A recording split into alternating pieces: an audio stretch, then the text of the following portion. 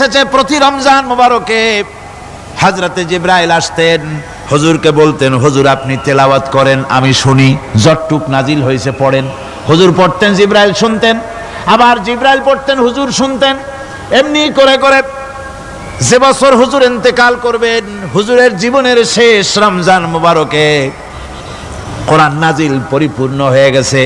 হযরত জিবরাইল বলেন, হুজুর কোরআন তো নাজিল তামাম হয়ে গিয়েছে, এবার আপনি পুরা কোরআন পড়ে আমারে শোনান।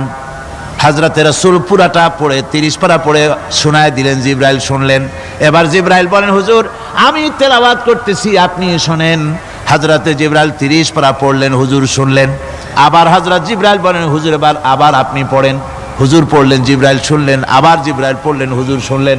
তার মানে হলো হুজুর যে বছর ইন্তেকাল করলেন ওই বছরের রমজান মোবারকে হযরত জিবরাইল 2 বার পড়েছেন, হুজুর শুনেছেন, আর হুজুর 2 বার পড়েছেন, জিবরাইল শুনেছেন, যাতে করে একটা জের জবর, একটা আয়াত, একটা সেমিকোলন যেন বাদ না পড়ে যায়। শাহরু রমাদানাল্লাযী উনজিলা ফীহিল কুরআন, রমজানের পবিত্র মাসে আমি অবতীর্ণ হয়েছি। সুবহানাল্লাহ। যদি প্রশ্ন করা হয় রমজানে তো আসছো, কিন্তু প্রথম নাজিল হয়েছিল কোন সময়? ওটা কি দিন ছিল না রাত ছিল?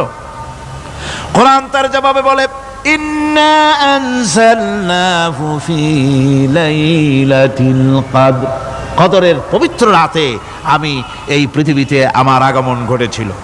যদি প্রশ্ন করা হয় বুঝলাম সবই, কেন নাজিল হয়েছে তুমি? এই পৃথিবীতে তোমার আসার উদ্দেশ্য কি? মূল কাজটা কি? এই প্রশ্ন যদি করা হয়, কোরআনে কারীম তার জবাবে বলে, শোনো কেন এসেছি। লিতুখরিজান নাসা মিনাজ যুলুমাতি ইলান নূর, আমার মিশন হচ্ছে গোটা বিশ্ব মানবতাকে পুঞ্জীভূত জমাট বাঁধা অন্ধকারের ভেতর থেকে টেনে বের করে আলোর সন্ধান দিতে, আলোর দিকে আনার জন্য আমি কোরআন নাজিল হয়েছি। আল্লাহ পাক আমাদের জন্য একটি পবিত্র মাস আমাদেরকে দিচ্ছেন, দান করেছেন, যে মাসটির নাম হচ্ছে রমাদান।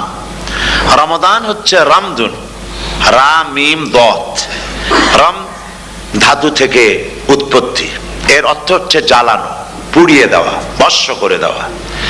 রমাদান, রমজান মুবারকে যারা নাকি সিয়াম সাধনা করে, আত্মত্যাগ করে, অর্থাৎ তিতিক্ষা, ত্যাগ এবং তিতিক্ষা করে, রমজান মুবারকে আল্লাহ পাক যেভাবে রোজা চান ওইভাবে যারা রোজা রাখে, তাদের সমস্ত গুনাহ সমূহকে আগুন যেমন আবর্জনাকে জ্বালিয়ে দেয়, রোজা যদি সঠিকভাবে কারো হয় তাহলে তার গুনাহগুলিকে এইভাবে জ্বালিয়ে ভস্ম করে দেয়।